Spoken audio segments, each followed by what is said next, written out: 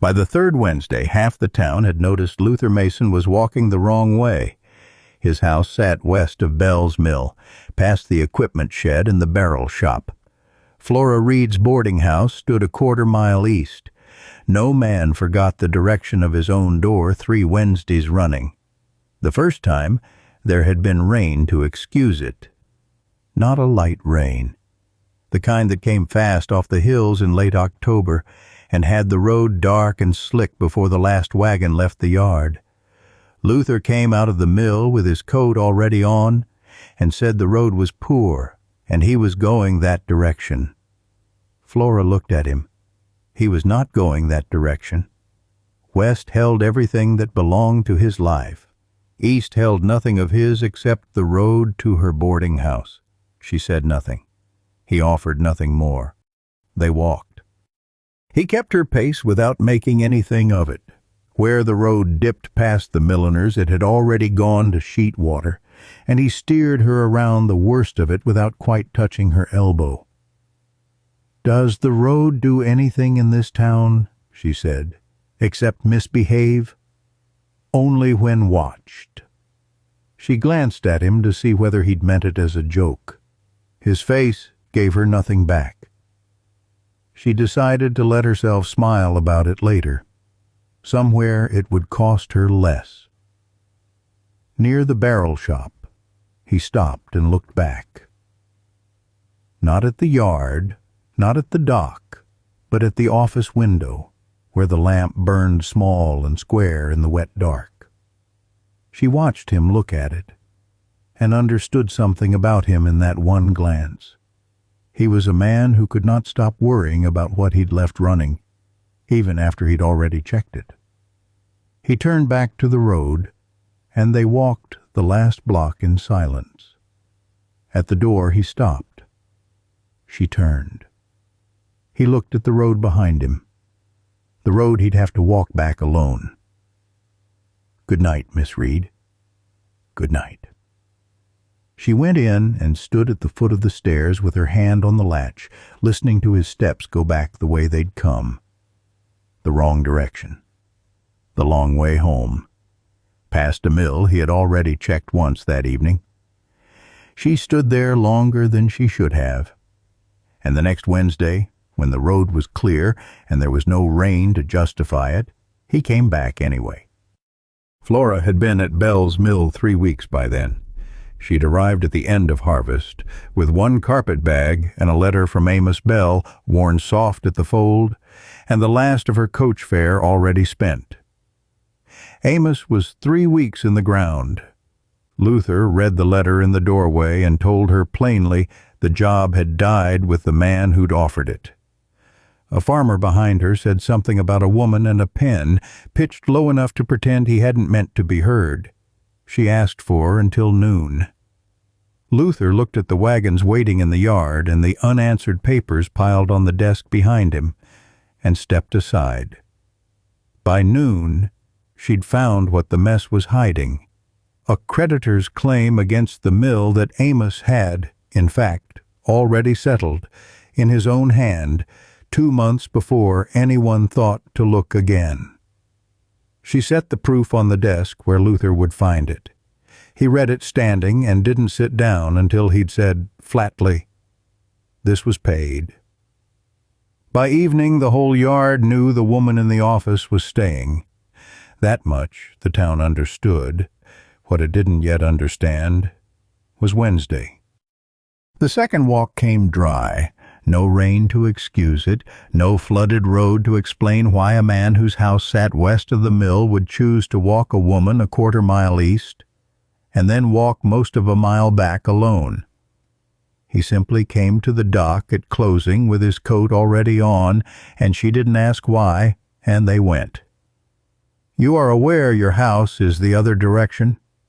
He looked west down the road toward it before he answered. "I have been aware of it all week." "And yet here you are." A beat passed before he spoke again, his eyes still on the road. "That seems to be the difficulty." Something moved across his mouth, not quite a smile, gone before it became one. She looked away, before he could see what her own face was doing. The talking came easier after that. He told her Amos had taken him on at 17 when he'd been too proud to say outright that he needed the work. He never made me say it. He turned his collar up, not looking at her. She understood what that meant about him, that he'd learned young to offer a thing before anyone had to ask for it, and that he believed the asking should never be required of someone who already needed help badly enough to be ashamed of it. She gave him a little of her own in trade, 4 years keeping books for an enterprise that failed in spite of her, family not close enough to send for.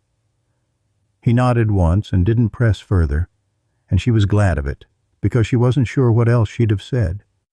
At the boarding house door, the cold came up between them, and neither of them moved to end it. "You don't have to keep walking me." "I know that." The answer should have settled the matter. It didn't. Her hand stayed away from the latch, and the question she had meant not to ask sat there anyway. "Then why do you?" He considered it the way he considered a ticket he meant to get right the first time. "Because I don't like leaving before I know you're in." She looked at the latch instead of at him. "That is a poor reason to walk half a mile in the cold. I have had worse ones. Good night, Mr. Mason." "Good night, Miss Reed." She went in and stood in the dark a long while, longer than she'd ever stood there. She was 22 years old, and she'd already learned that wanting a thing too plainly could leave a person exposed when it didn't come true. She was young enough to still be surprised by happiness. She was careful enough not to trust it yet. She went up. She didn't sleep well, and didn't mind that she didn't. Mrs. Carter caught her on the church steps the following Sunday, gloved hands folded, her voice pitched for politeness and aimed like a blade. "A man can walk a woman home every Wednesday, Miss Reed, and still leave her standing alone come winter. He walks me because the road is dark. Nothing more is being promised." No one said anything was promised. Mrs. Carter's smile didn't move. "I only say kindness can look a great deal like promise when a woman is the one receiving it. People will call it something, whether he's named it or not." Flora thanked her for the concern, in the flat tone reserved for concern that wasn't, and stepped past her down the stairs. Luther came down a moment later, his hat already in his hand, and fell in beside her on the road. He didn't say where he'd been standing or how much he'd heard, but the set of his jaw told her enough. He'd caught the shape of it, if not every word. "The road is clear today, Mr. Mason." Flora pulled her gloves on with more care than the task required. "It is. Then I expect you may safely go west." He looked at her hands working the gloves, not at her face. "Is that what you want?" She let the question sit longer than she meant to. "I want not to be the woman people pity in February." Something crossed his face she hadn't seen before. Not hurt exactly, but close enough that she almost wished she hadn't said it plainly. He didn't answer. He walked her the long way regardless, and at the door he said good night the way he always did, and she went in not knowing whether she'd wounded him or warned him, and finding she minded either way. It was 2 walks later on a colder night that he said it. "I heard enough that day to know I've been letting people name a thing I hadn't named myself." Flora kept her hand off the latch. "And what would you name it?" He looked down at his hat, turning it once in his hands. "Not kindness." The word sat between them in the cold. She waited. "Not only kindness." It wasn't a proposal. It wasn't even quite a confession.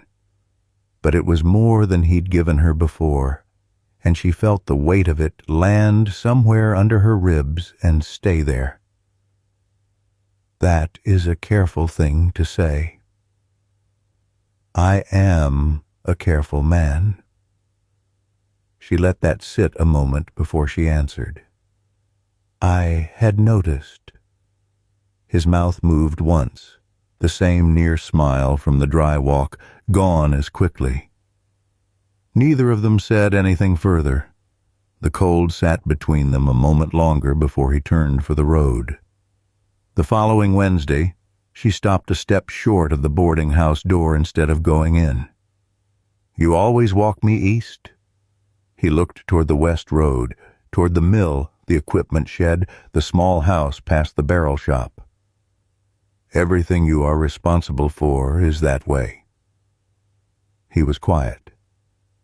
"Then walk west once." "Why?" "Because I would like to know what's there, since you never let me see it." He turned the hat in his hands once, twice, the way he did when a thing mattered more than he wanted to show. "Because if I ever ask you anything honest, it will be in that direction." Neither of them moved for a moment. Then he held out his arm, not quite all the way. The smallest offer a careful man could make. She took it, and they turned and walked west together. They went as far as the barrel shop, no farther. The mill roof showed dark against the sky beyond it, and past that, somewhere in the dark, stood the small house he kept and never spoke of. It was not far enough to be a promise. It was too far to be nothing. Neither of them said much. She noticed that walking his direction felt different from being walked home, lighter and more dangerous, both at once. At the barrel shop he stopped, as if some line had been agreed on without either of them naming it. Then he turned back with her. They walked east again in the same quiet, back past the dark windows and the road ruts and the milliner's shop until the boarding-house lamp came into view. He did not say anything more than he already had, but she had walked into his direction once, and he had brought her safely back, and they both knew it was enough to carry. At the boarding-house door, Flora turned to him. "Good night, Mr. Mason?" Her voice held steady enough. "Good night, Miss Reed." She went in. She did not try not to smile this time. There was no one in the dark hallway to see it. The desk in the mill office had a rough plank edge that had been leaving a mark on her wrist after long columns. She'd said nothing of it to anyone. One morning later in November, she ran her hand along it from habit, bracing for the familiar catch of the wood. It was smooth, planed flat and sanded the full length, worn soft as old wood. She pressed her palm along it and didn't move for a moment. Through the dusty window, she could hear the stones already turning. He'd been at the floor since before light. He'd seen the mark on her wrist and gone and fixed the thing that caused it, without comment, without waiting to be thanked, without making her explain that it had ever hurt at all. She opened the ledger and picked up the pen, and did not trust herself to think about it any further that morning. Corbin Marsh brought a grievance to the dock in front of half the yard, certain enough volume would overturn a number he didn't care for. Luther came off the floor, read the ticket once, and didn't reach for a second scale. If Miss Reed wrote it, the weight is right. Marsh looked around at a yard that had stopped to watch him be wrong and moved his wagon. Flora kept her eyes on the dock book until the yard found somewhere else to look. Later, after the last wagon had gone, she carried a cup from the stove to the mill sill and set it in the gap between the dock post and the wall. Far enough from the flour dust, close enough to the door that it could only be meant for one person. She went back to her desk and didn't watch through the window. His boots crossed the dock 10 minutes later and stopped at the sill. She couldn't pick the pen back up for a while after that. The next Wednesday, he set a cloth-wrapped bundle on the corner of her desk and kept one hand on it a second longer than the setting down required. The mill ran long this morning. His eyes stayed on the floor rather than on her. The mill had not run long. She'd been at her desk since before the first wagon and would have heard. She untied the cloth. The rolls were still warm. Did the mill truly run long? He looked toward the stones, as if asking them to back him up. Long enough. The baker wrapped these for the mill then. He shifted his weight, the way he did on the dock when a number was about to go against him. He is a generous man. Does he know that? Luther's mouth moved once and settled before it became a smile a stranger would have caught. He may learn it today. She ate one at her desk and let herself watch him through the window the rest of the morning, the patient, economical way he moved, a man who'd made himself responsible for something fragile and never once acted as if it were a burden. When he glanced toward the office, she didn't look away in time, and he held her eyes through the dirty glass a long moment before turning back to the stones. The wheel kept turning. Her pen sat untouched a while longer than the morning's work required. She found the repair book on a Tuesday in the bottom drawer under invoices she'd meant to sort. Amos Bell's hand, careful in the early pages, then pressed and uneven in the later ones, the same failing she'd seen in the ledgers. It was the record Luther had to read whenever something on the floor needed fixing. Every page was Amos. The later pages were Amos failing. She understood, holding it, exactly what it cost him to open that drawer.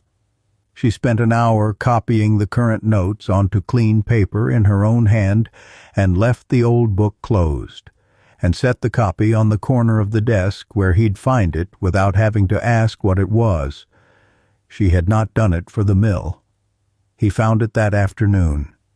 His step stopped in the doorway, long enough for her to know he understood.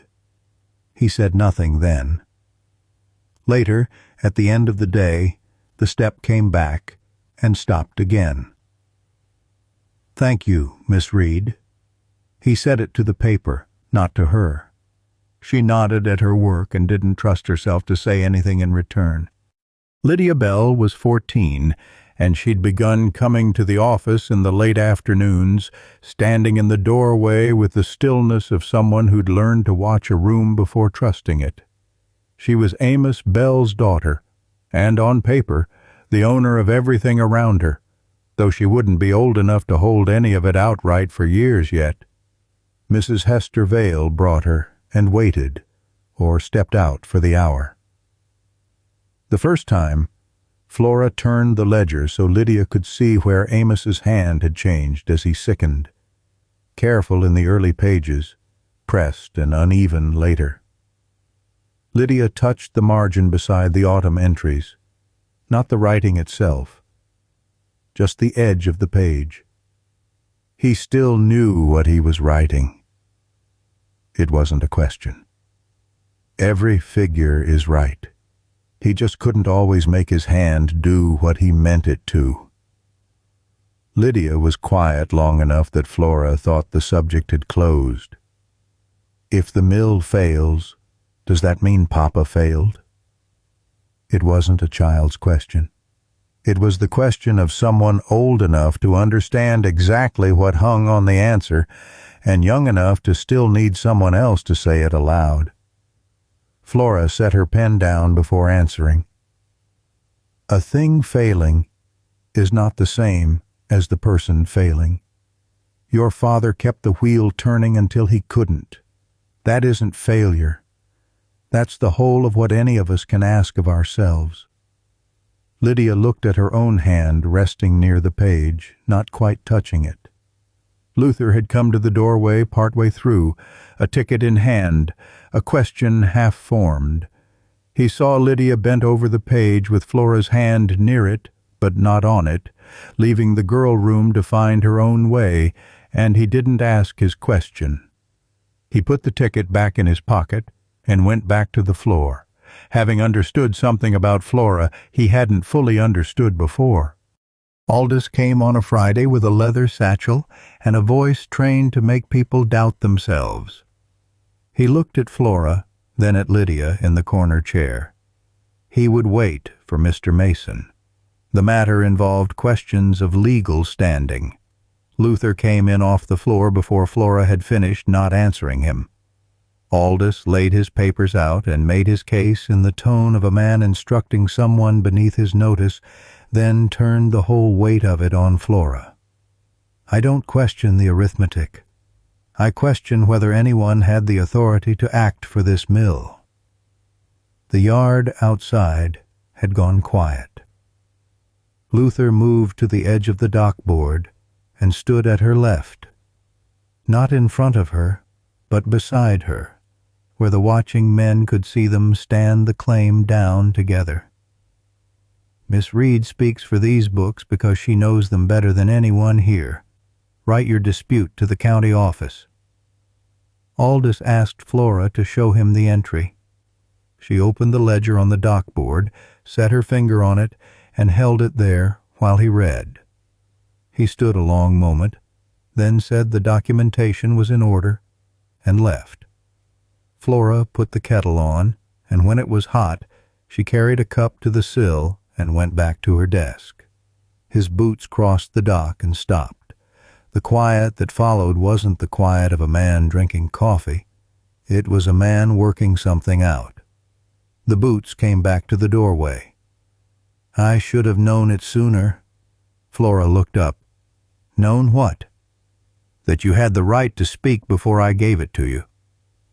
He went back to the floor. She looked at the empty doorway a while before she picked the pen back up. The accounts were clean before December, and the next morning Flora went to the post office and asked, plainly, about winter work in town. Not because she wanted to go. She was young enough to hope, and old enough to know hope could make a fool of a person who let it run ahead of the facts. She had no family close enough to catch her if this went wrong, and Mrs. Carter's warning had never quite worked itself loose. Kindness every Wednesday, and people calling it something whether he'd named it or not. He had told her once, not only kindness, and walked the West Road with her once, and stopped at the barrel shop without saying what came after. But he hadn't asked her anything. She would not be the woman the whole town watched, being walked home all autumn, and left standing alone when the weather turned. The wanting had gotten too expensive to keep carrying on credit. Luther heard about it at the feed store on Thursday. For 2 days he turned it over and could not decide whether asking her to stay would be a kindness to her or a selfishness of his own. He worked through both suppers and did not come to the dock either night. Lydia came to the office Saturday afternoon without Mrs. Vale and stood in the doorway looking at the cleared desk and the bag against the wall. "Mrs. Carter said you were looking for work in town." "The harvest books are finished." Lydia looked along the shelf. The ledgers from before Flora had come, the ones she'd corrected, the new ones built clean from nothing, and spoke to the shelf rather than to Flora. "I thought you were staying until I could read them without you." It didn't sound like a child's plea. It sounded like an admission, guarded and a little angry at having to make it at all.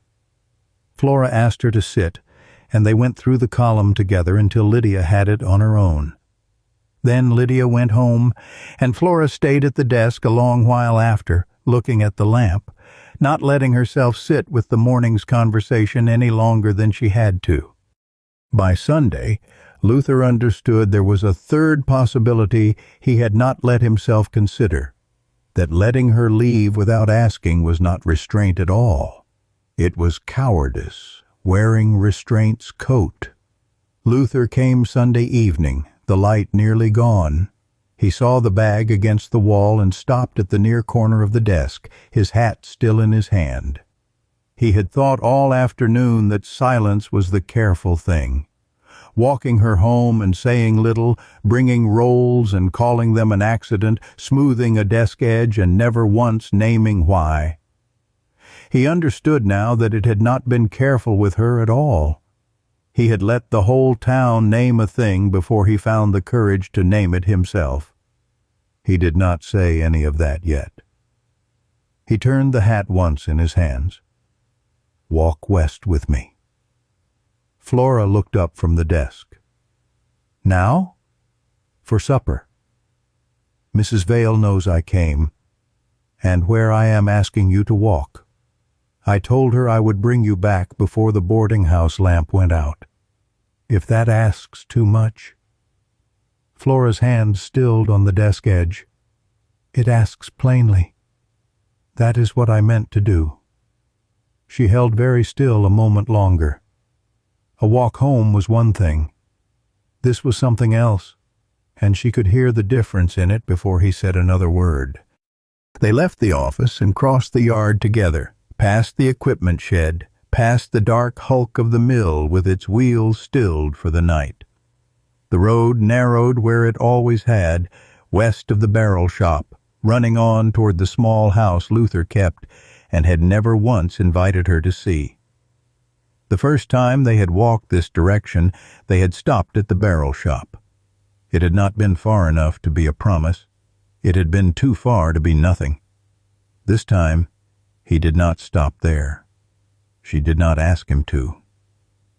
The house was small and plain, a single lamp burning in the front window, smoke rising thin and straight from the chimney into the cold. A narrow porch, split wood stacked along the side wall.